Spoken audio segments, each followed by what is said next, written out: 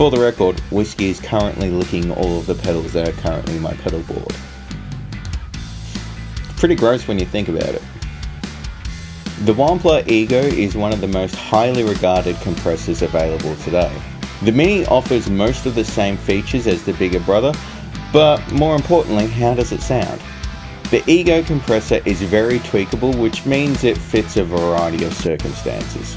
The Mini has two different toggle switches, one for attack and one for tone.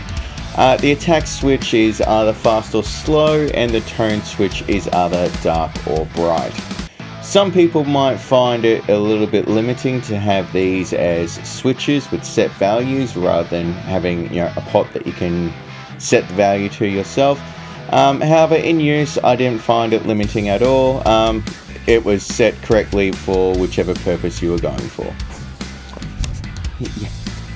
Thank you. Yeah, you're beautiful. Thank you.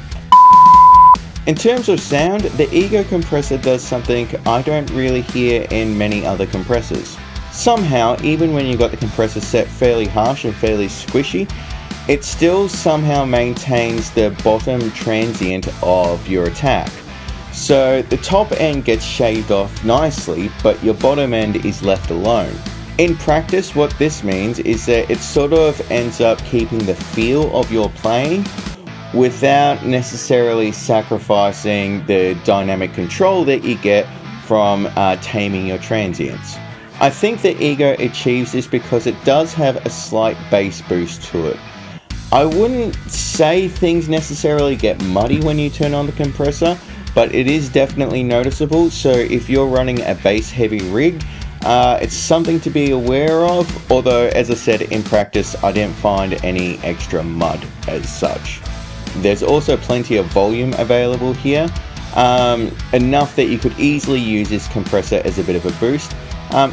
Something I've never enjoyed doing myself. I use a boost for a boost or an overdrive for a boost, not a compressor, but if that's your game, you could definitely get that done with this Ego Compressor Mini.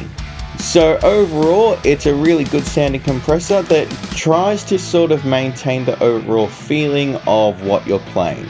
I definitely wouldn't call it a transparent compressor, but at the same time, it does a good job of keeping things in check. It does a good job of maintaining the feel that you have when you're playing this pedal. So it's definitely worth a look if you're interested in a compressor pedal.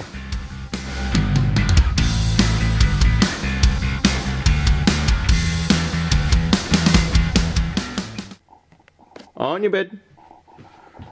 Good boy, good boy. Okay, stay. Stay, good boy. You're doing really good.